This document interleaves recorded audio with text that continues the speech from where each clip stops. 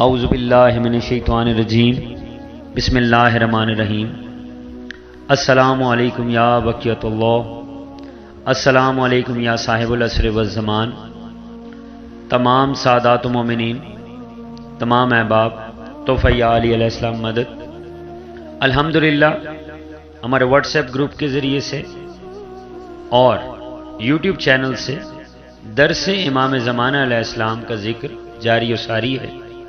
اس وقت جو عنوان آپ کے سامنے پیش کیا جا رہا ہے وہ کچھ صحابہ کرام سے جو احادیث مبارکہ منقول ہیں اور ازواج مطہرات سے جو احادیث مبارکہ بیان کی گئی ہیں ان کے متعلق، یعنی امام مہدی برحق علیہ السلام کے متعلق جو احادیث نقل کی گئی ہیں ان کے بارے میں آپ کے سامنے تفصیل بیان کی جائے گی۔ تو آئیے شروع کرتے ہیں۔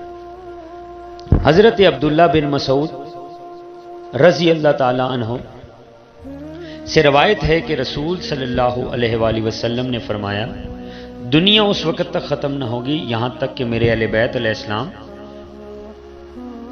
میں سے ایک شخص عرب کا بادشاہ ہو جائے جس کا نام میرے نام کے مطابق یعنی محمد ہوگا۔ ترمذی جلد نمبر 2 صفحہ نمبر 47۔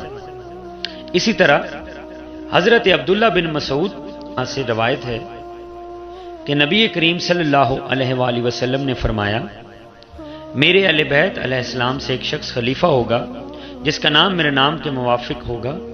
حضرت ابو ہریرہ سے مروی ہے کہ ایک روایت ہے کہ اگر دنیا کا ایک دن بھی باقی رہ جائے گا تو اللہ تعالیٰ اسی دن کو دراز کر دے گا یہاں تک کہ وہ شخص یعنی مہدی علیہ السلام خلیفہ ہو جائے گا۔ ترمذی جلد نمبر 2 صفحہ نمبر 47۔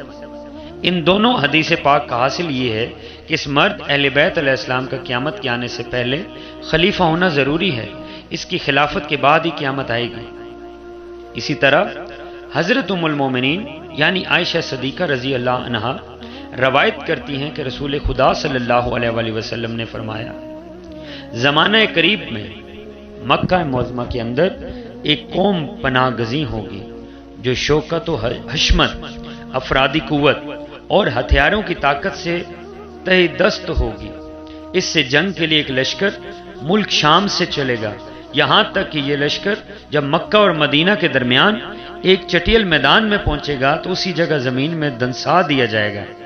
حضرت عائشہ سے ایک دوسری روایت میں یوں مروی ہے کہ ایک مرتبہ نیند کی حالت میں آپ صلی اللہ علیہ وآلہ وسلم کے جسم مبارک میں خلاف معمول حرکت ہوئی تو ہم نے عرض کیا، یا رسول اللہ، آج نیند میں آپ سے ایسا کام کیا ہوا جسے آپ نے اس سے پہلے کبھی نہیں کیا؟ اس سوال کے جواب میں آپ صلی اللہ علیہ وآلہ وسلم نے فرمایا، عجیب بات ہے کہ کعبۃ اللہ میں پناہ گزین ایک قریشی یعنی امام مہدی علیہ السلام سے جنگ کے ارادے سے میری امت کے کچھ لوگ آئیں گے، اور جب مقام بیدا یعنی مکہ اور مدینہ کے درمیان واقع چٹیل بیابان میں پہنچیں گے تو زمین میں دنسا دیے جائیں گے۔ ہم نے عرض کیا، یا رسول اللہ صلی اللہ علیہ وآلہ وسلم، ان میں تو بہت سے راگیر بھی ہو سکتے ہیں جو اتفاقاً رستے میں ان کے ساتھ ہوں گے، تو انہیں کس جرم میں دنسا دیا جائے گا؟ تو آپ صلی اللہ علیہ وآلہ وسلم نے فرمایا، ہاں، ان میں کچھ با ارادہ جنگ آنے والے ہوں گے، کچھ مجبور ہوں گے یعنی زبردستی انہیں ساتھ لے لیا جائے گا، اور کچھ راہگیر ہوں گے، یہ سب کے سب اکٹھے دنسا دیے جائیں گے۔ البتہ قیامت میں ان کا حشر ان کی نیتوں کے لحاظ سے ہوگا۔ مطلب یہ ہے کہ نزول عذاب کے وقت مجرمین کے ساتھ رہنے والے بھی عذاب سے محفوظ نہیں ہوں گے بلکہ عذاب کی ہمگیری میں وہ شامل ہوں گے۔ البتہ قیامت کے دن سب کے ساتھ معاملہ ان کی نیت و عمل کے مطابق ہوگا۔ صحیح مسلم جلد نمبر 2 صفحہ 388۔ حضرت علی علیہ السلام نبی کریم صلی اللہ علیہ وآلہ وسلم کے ارشاد نقل کرتے ہیں کہ اگر زمانے سے ایک ہی دن باقی رہ جائے گا جب بھی اللہ تعالیٰ میرے اہل بیت علیہ السلام میں سے ایک شخص کو بھیجے گا جو زمین کو عدل و انصاف سے معمور کر دے گا جس طرح وہ اس سے قبل ہوگی۔ اسی طرح حضرت ام المومنین ام سلمہ رضی اللہ عنہا کہتی ہیں، میں نے رسول اللہ صلی اللہ علیہ وآلہ وسلم کو فرماتے ہوئے سنا ہے کہ مہدی علیہ السلام میری نسل اور فاطمہ سلام اللہ علیہا کی اولاد سے ہوگا۔ ابو داؤد جلد نمبر 2 صفحہ نمبر 588۔ حضرت ابو سعید روایت ہے کہ رسول صلی اللہ علیہ وآلہ وسلم نے فرمایا کہ مہدی علیہ السلام مجھ سے ہوگا، یعنی میری نسل سے ہوگا۔ اس کا چہرہ خوب نورانی، چمکدار اور ناک بلند ہوگی، زمین کو عدل و انصاف سے بھر دے گا جس طرح پہلے وہ ظلم و جور سے بھری ہوگی۔ مطلب یہ کہ مہدی اجل اللہ تعالیٰ فرج شریف کی خلافت سے پہلے دنیا میں ظلم و زیادتی کی حکمرانی ہوگی اور عدل و انصاف کا نام و نشان تک نہ ہوگا۔ اسی طرح حضرت ابو ہریرہ حضرت ابو قتادہ سے روایت کرتے ہیں کہ رسول صلی اللہ علیہ وآلہ وسلم نے فرمایا کہ ایک شخص مہدی علیہ السلام سے حجر اسود اور مقام ابراہیم کے درمیان بیعت خلافت کی جائے گی اور بیت اللہ کی حرمت وہیں کے لوگ پامال کریں گے، اور یہ پامالی ہوگی تو اس وقت اہل عرب کی ہمہ گیر ہلاکت ہوگی۔ بعد ازاں حبشی قوم چڑھائی کرے گی اور کعبۃ اللہ کو بالکل ویران کر دے گی۔ اس ویرانی کے بعد یہ کبھی آباد نہ ہوگا، یہی حبشی اس کا مدفون خزانہ نکال کر لے جائیں گے۔ مستدرک جلد نمبر 4 صفحہ 452۔ اسی طرح حضرت ابو ہریرہ روایت کرتے ہیں کہ رسول خدا صلی اللہ علیہ وآلہ وسلم نے فرمایا دمشق کے اطراف سے سفیانی نامی ایک شخص خروج کرے گا جس کے عام پیروکار قبیلہ کلب کے لوگ ہوں گے۔ یہ جنگ کرے گا یہاں تک کہ عورتوں کے پیٹ چاک کرے گا اور بچوں تک کو قتل کرے گا، اور اس کے مقابلے کے لیے قبیلہ کیس کے لوگ جمع ہوں گے۔ سفیانی ان سے بھی جنگ کرے گا اور اس کثرت سے لوگوں کو قتل کرے گا کہ مقتولین سے کوئی وادی خالی نہ بچے گی۔ اسی دوران میرے اہل بیت علیہ السلام میں سے ایک شخص کا ظہور حرم میں ہوگا، مراد خلیفہ مہدی علیہ السلام ہے۔ سفیانی کو جب اس کی اطلاع پہنچے گی تو اپنا ایک لشکر ان سے جنگ کے لیے بھیجے گا۔ اس کا لشکر شکست کھا جائے گا تو سفیانی خود اپنے ہمراہیوں کو ساتھ لے کر چلے گا، یہاں تک کہ جب مقام بیدا میں پہنچے گا تو ان سب کو زمین میں دنسا دیا جائے گا اور بجز ایک مخبر کے کوئی بچہ نہ بچے گا۔ مستدرک جلد نمبر 4 صفحہ 520۔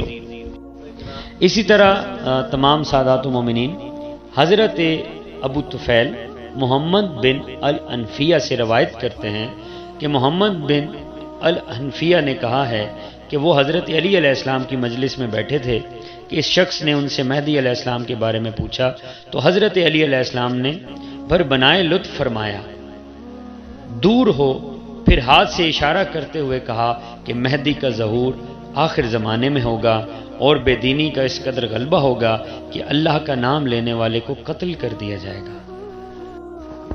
خلیفہ مہدی علیہ السلام کے پاس اکٹھا ہونے والوں کی تعداد اصحاب بدر کی تعداد کے برابر ہوگی، یعنی 313 افراد پر مشتمل ہوگی۔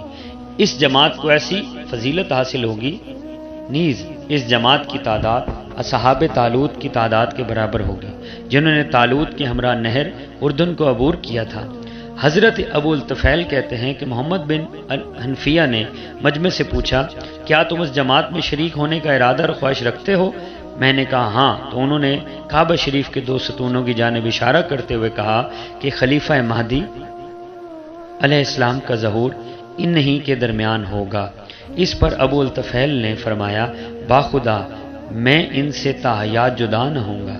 راوی حدیث کہتے ہیں کہ چنانچہ حضرت ابو الطفیل کی وفات مکہ معظمہ ہی میں ہوئی۔ مستدرک جلد نمبر 4 صفحہ 554۔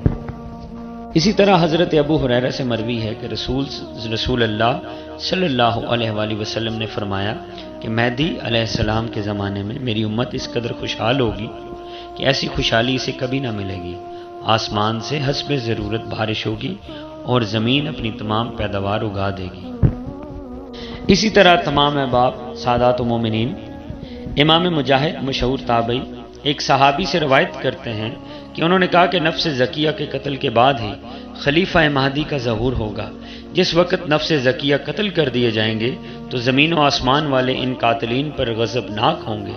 بعد ازاں لوگ مہدی امام مہدی علیہ السلام کے پاس آئیں گے اور انہیں دلہن کی طرح آراستہ و پیراستہ کریں گے اور میری زمین کو عدل و انصاف سے بھر دیں گے۔ ان کے زمانہ خلافت میں زمین اپنی پیداوار کو اگا دے گی اور آسمان خوب برسے گا، اور ان کے دور خلافت میں امت اس قدر خوشحال ہوگی کہ ایسی خوشحالی اسے کبھی نہ ملی ہوگی۔ اللہم صلی علی محمد و آل محمد وعجل فرج آل محمد۔ التماس دعا زوار ڈاکٹر محمد ثقلین حیدر۔